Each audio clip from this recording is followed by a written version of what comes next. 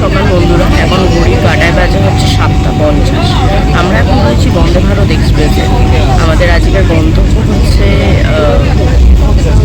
বোলপুর শান্তিনিকেতন। আমরা মানে ট্রেনটাকে অলমোস্ট মানে না পাওয়ার মতো করে পেয়েছি, মানে অলরেডি মানে 45-এ ট্রেন ছিল, আমরা প্রায় 41 বেজে গেছে তখন হাওড়ায় পৌঁছেছি। তো ফাইনালি মানে আমরা যে উঠতে পেরেছি এবং ট্রেনটা যাচ্ছে, এটাই আমার কাছে মানে বিশাল আশ্চর্য। এবার ফার্স্ট টাইম, দেখা যাক যে এরপর কী হতে চলেছে। আমাদের একটা করে এরকম জলের বোতল আর Times of India news paper, মানে অনেক রকমেরই রয়েছে ওদের কাছে, যে যেটা চাইছে দিচ্ছে। ট্রেন ছেড়ে দিয়েছে, গন্তব্য হচ্ছে Bolpur. So yes, we are excited. প্রায় আধ ঘন্টা হয়ে গেছে। তো আমাদের দিয়ে গেল হচ্ছে একটা করে গরম জল, আর যে চা খাচ্ছে তার জন্য কড়ক চায়, আর যে চা খাবে না তার জন্য হচ্ছে কফি কিট। এর মধ্যে সব কিছুই আছে, কফি, সুগার, মিল্ক আর একটা করে ডাইজেস্টিভ বিস্কিট। তো আমরা জনাই ক্রস করে গেছি। এখন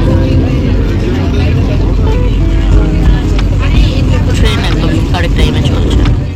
আমাদেরকে ব্রেকফাস্ট ইতিমধ্যে সার্ভ করে দিয়েছে। ঘড়িতে এখন 8:42, আমরা 9:15 পৌঁছানোর কথা। তো ব্রেড আছে, ব্রেডই আছে। আমরা ননভেজই নিয়েছিলাম দুটো, ফ্রেঞ্চ ফ্রাইস দিয়েছে, একটা অমলেট দিয়েছে, আর কিছু কর্নস আছে, একটা মাফিন্স দিয়েছে, আর তার সাথে হচ্ছে টিস্যু, বাটার আর জ্যাম। So let's enjoy. আমরা নির্দিষ্ট সময়ে প্রায় 15 মিনিট পর আমরা নামলাম। দেন বাইরে অনেকেই টোটো থাকবে, সেখান থেকে বাইরে গেলে করতে হবে। তো আমাদের হোটেলটা হচ্ছে দ্য রয়্যাল বেঙ্গল। আমরা মানে একজন 100 টাকা বলছিল, তো আমরা দরদাম করে 60 টাকা আর কি করেছি। তো হোটেলের উদ্দেশ্যে আমাদের যাত্রা শুরু। আমাদের মানে 2 দিনের জার্নি, মানে আজকে দেন কালকে সকাল থেকে গিয়ে রাত্রিরে আমরা ব্যাক করছি। তো মানে আজকে 90% আমরা সাইড সিন করে নেবো, আর বাকি যে থাকবে সেটা আমরা কালকে করবো। তো আগে আমরা হোটেলে পৌঁছাই, ব্যাগপত্রগুলো তো নিয়ে এরকমভাবে করা যাবে না। দেন তারপরে আমরা মানে বেরোবো। সঙ্গে আপনাদেরকেও আমাদের গাড়ি মানে টোটো চলতে শুরু করে দিয়েছে। আমরা শান্তিনিকেতন ভ্রমণ করতে অলরেডি বেরিয়ে পড়েছি। তো এখানেতে মানে 3,600 একর জমির ওপর শান্তিনিকেতনটা রয়েছে। মানে বেশিরভাগই জায়গায় এখানে বিশ্বভারতী এবং মানে বিভিন্ন রকমের জাপানি বিভাগ, এরকম নানান রকম পড়াশোনার বিল্ডিংস রয়েছে, যেখানে স্টুডেন্টসরা পড়াশোনা করছে।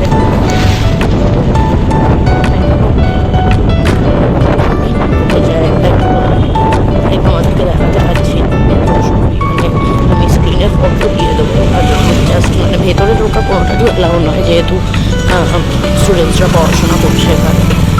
তো এগুলো এখন অব্দি আমরা দেখতে পেয়েছি। আমাদের মেন আকর্ষণ হচ্ছে কোপাই নদী, যেটা আমরা দেখে যাচ্ছি। রাস্তা এমনি ভালো, রাস্তা খারাপ না।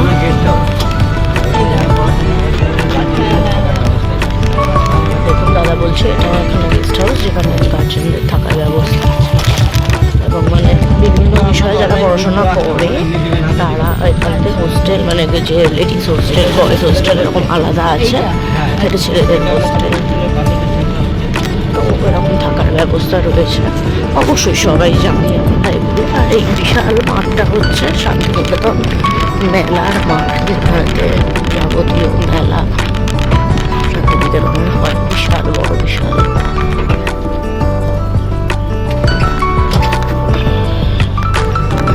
এক্সাইটিং কিছু খাবার অপেক্ষায় রয়েছি আমরা। তো সেটা আমরা পেলে নিশ্চয়ই আপনাদেরকেও দেখাবো। একটা বিখ্যাত ঐতিহাসিক জায়গায়, এই সেই তাল গাছ, যেখানেতে তাল গাছ এক পায়ে দাঁড়িয়ে এই কবিতাটা কবিগুরু লিখেছিলেন। এখানে শান্তিনিকেতন এরিয়ার মধ্যে কোনো দুর্গা পুজো, কালী পুজো, সরস্বতী পুজো হয় না। ব্রহ্ম ধর্ম নিয়েছিল, তো ব্রহ্ম ধর্ম নিয়ে এটা যখন আমরা পুজো করতে যাই না।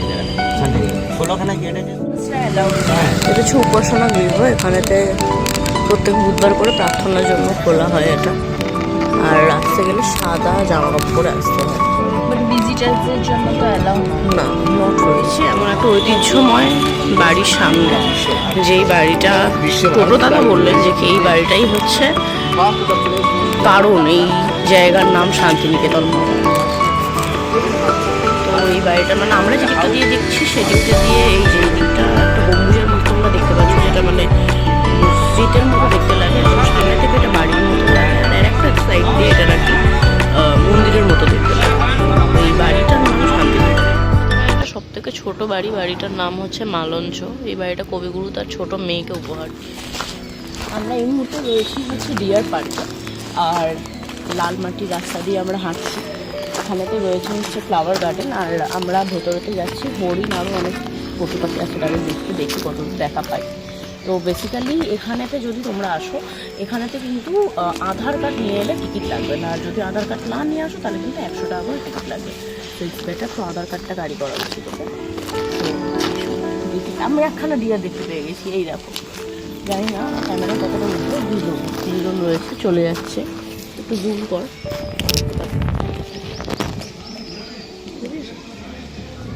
দেখা যাচ্ছে? দাঁড়া দাঁড়া, আমি নির্ঘাত দেখাবো। আমি দেখেছি যখন, আপনাদেরকেও দেখতে হবে। পূজা মানে ওরা পুরো মিট আপ করার জন্য আমাদের এখানে চলে এসে গাজর খাচ্ছে। সত্যি পোজ দাও ভাই, হরিণদারা দেখো, হরিণদা ওই দেখুন, দেখো খালি তোমরা গাজর খাচ্ছে। দেখো ওদের লাঞ্চ টাইম হয়ে গেছে, বুঝেছো?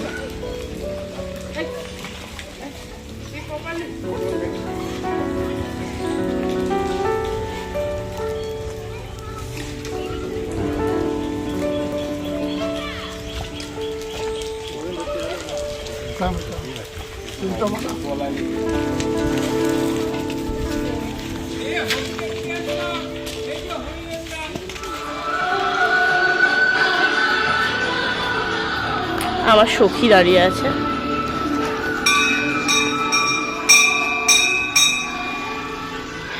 এটা হচ্ছে উড়িষ্যার সমস্ত কার্যকলাপ। ওদিকে আমরা বাংলাটা দেখে এলাম, ওয়েস্ট বেঙ্গল।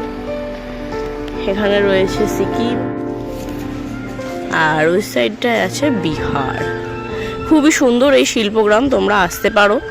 আমরা এখান থেকে অনেক শপিংও করেছি টুকটাক, মানে মহিলাদের তো ওইটা থেকে আটকানো যায় না, ওটা অন্যনীয় অপরাধ।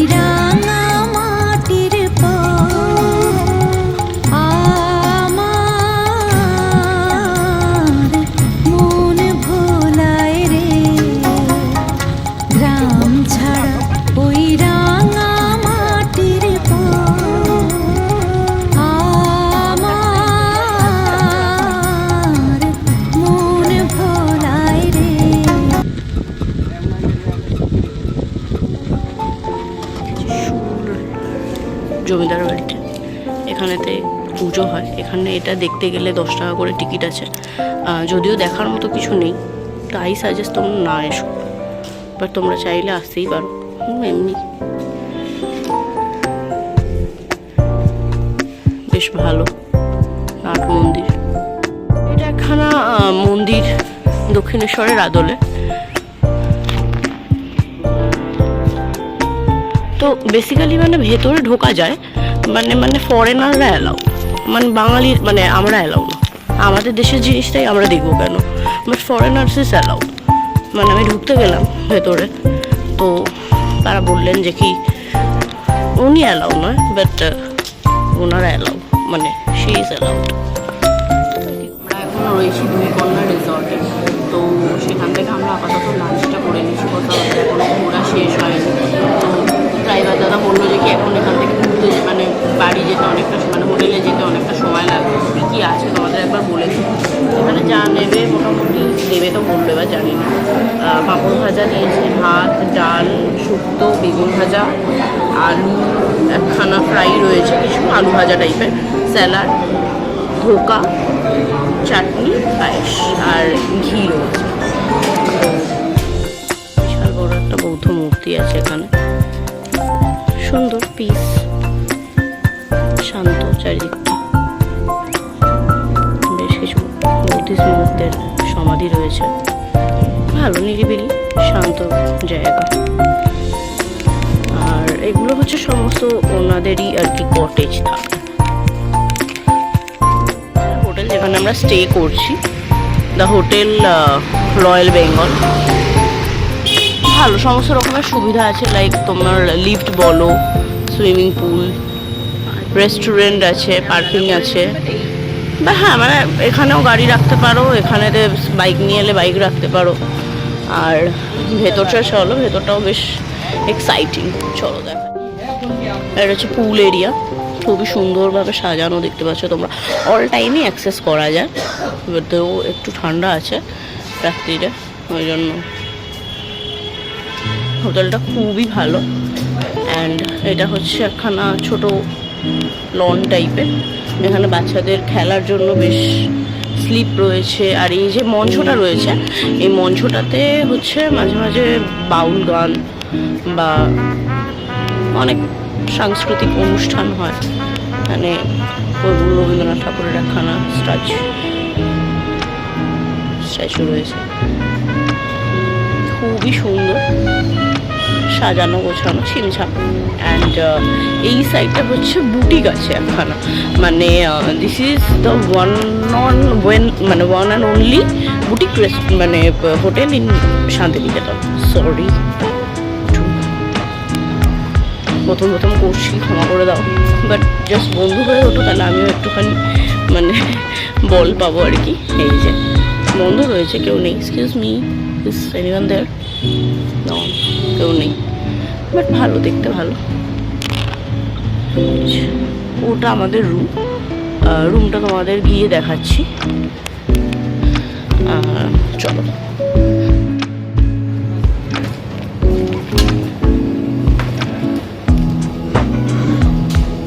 এটা হচ্ছে রেস্টুরেন্ট, ওইখানেতে তোমরা তোমাদের মতো অর্ডার করে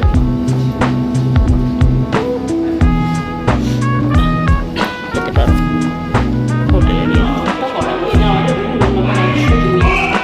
স্মার্ট কার্ড আছে, এটা খুব খুলছিস না কেন? খুলে গেছে। ঘরগুলো চেলাম করছে, বাট কেন করছে ঠিক বুঝতে পারছি না। অনেক আলো আছে। তো এটা হচ্ছে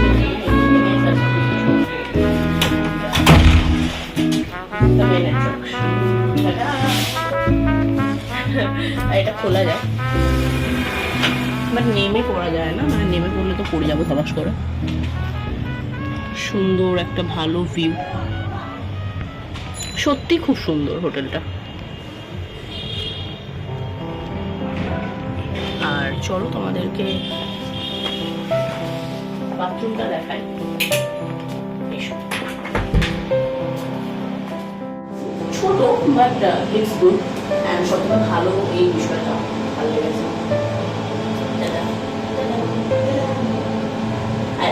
I like it very much. বেশ কিছু টয়লেটারিজ দিয়েছে, লাইক মানে সাবান দিয়েছিল দুটো, আমরা ইউজ করে ফেলেছি। দুটো টুথব্রাশ, আমরা দাঁত মেজে এসেছি, তাই ইউজ করিনি। আবার ভেবো না যে কি যে আমরা দাঁত মাজে। একটা বডি লোশন, দুটো শ্যাম্পু আর একখানা টুথপেস্ট, আর সাবান দিয়েছিল। অ্যান্ড এখানেতে তো এমন আছে, শাওয়ার আছে, গরম জল এবং ঠান্ডা জল দুটোই অ্যাক্সেস করা যায়। একটা মিনি ফ্রিজ আছে, চলো তোমাদের ওটা দেখিয়ে নিই, আমি ভুলে গেছি।